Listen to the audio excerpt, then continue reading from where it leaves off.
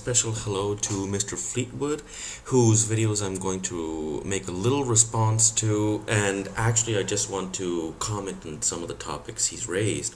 I'm trying to address the most recent video, War on A-Holes and Call to Duty 2 Modern Warfare. Let me just start out by saying that I generally agree on around 85 to 90% of what is presented on your channel, so there isn't that much of a difference of opinion, but I want to chime in on certain things, especially, I'm a kind of guy that actually would like to hate more the system than the man involved in the system.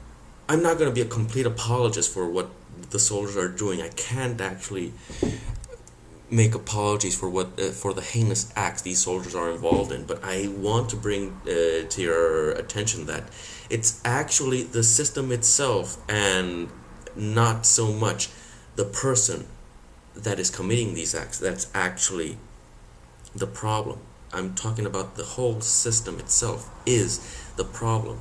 And as I have put in my title, I have 4 topics I'm going to bring up. First of all, I want to tie in is the research of Dr. Philp Zimbardo, and I'm going to give a link somewhere in the screen. So the whole idea of Dr. Zimbardo's experiment is that we're talking about Stanford students that were engaged in roles of jailer and delinquent. These people that randomly assigned into a jailer, you're going to be a jailer or a delinquent. The delinquents are incarcerated for a few days in a basement in Stanford. And basically, the guardians would become completely inhumane after giving this power position with the delinquents. And the delinquents could have left the study completely if they so wanted to, but they were engaged in this role of being delinquent. In any case, it is a powerful force that we actually do see that the system, the overarching system you're involved in, will dictate the way you are going to behave. And again, I can't remove the responsibility of the individual people that actually were involved, but we have to take into account that yes, the system does cause this. And again, I'm going to tie into the second topic, alienation, and how alienation is actually perpetuated and favored by the American military, the military of every nation, I would guess. And again, I'm going to put a few links of reference to what I mean when I say alienation. One will be around the Marxist alienation, and the other one will be a little bit more of a more in-depth to what I mean when I say alienation. So the first of all, it was alienation was described by Karl Marx, and he was referring to the work environment and the laborer. Basically, it was the whole idea, the whole concept behind it is that the worker is alienated from his work.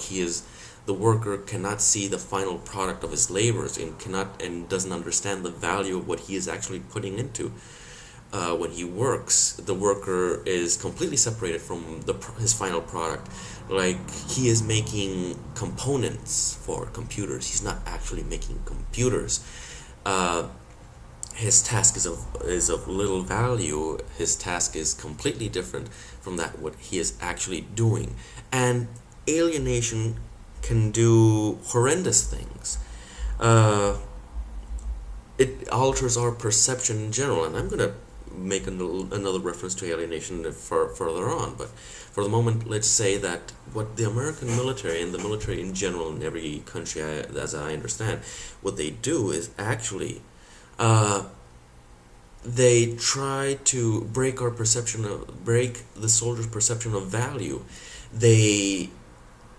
We, the soldiers, we are righteous. We are an organized society. We are brothers. We are comrades. We fight against the enemy. The enemy is subhuman.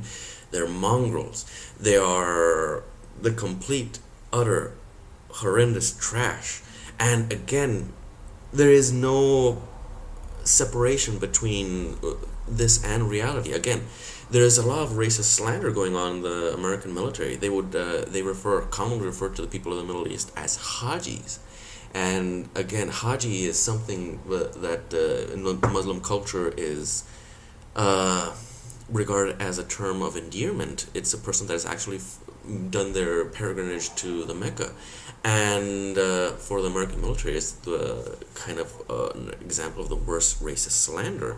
Now, that's again how the system itself makes people separate what they are doing from what's happening in reality.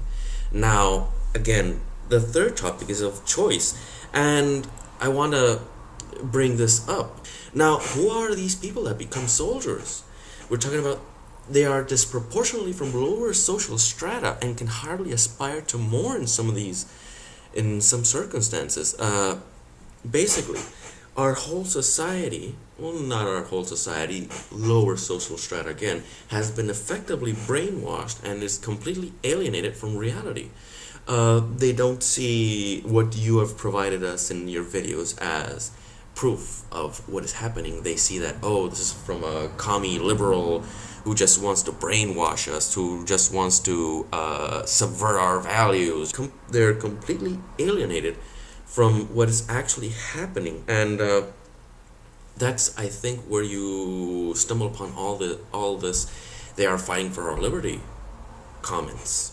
I think that's a big divide in people's perception, and we're talking about soldiers that actually people that don't have the means and can hardly think of a better work that will give them a better retirement, more benefits.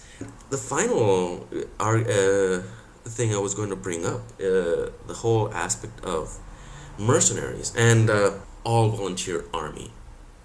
That's the denomination of what we are doing currently. It's called the all volunteer army, and I think that that isn't the most apt of descriptions. This all volunteer army really is again, there is a divide from what these volunteers are doing, or some people have been arguing that they're mercenaries actually because we're paying them to participate. You can't say it's all patriotism, because if you take away their benefits, would they be fighting? No, of course not. So in a way, they are a form of mercenary. The only difference from that and a complete mercenary is that the complete mercenary would be usually from other countries, and ours are just Americans. In any case, why? And this is a big question that I want to ask everybody out there, and especially you, Mr. Fleetwood. I think you've raised this question before, and why the hell are people not protesting this war as they did Vietnam? There is this big divide of the public involvement into this war, and why does that happen? And I'll give you my theory, what I believe. Why is this occurring? It's because there isn't any military draft.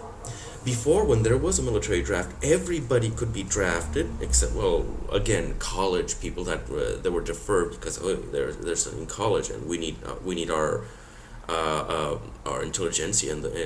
But in any case, the people that were drafted, it was more, the society was much more involved. We're talking about our sons.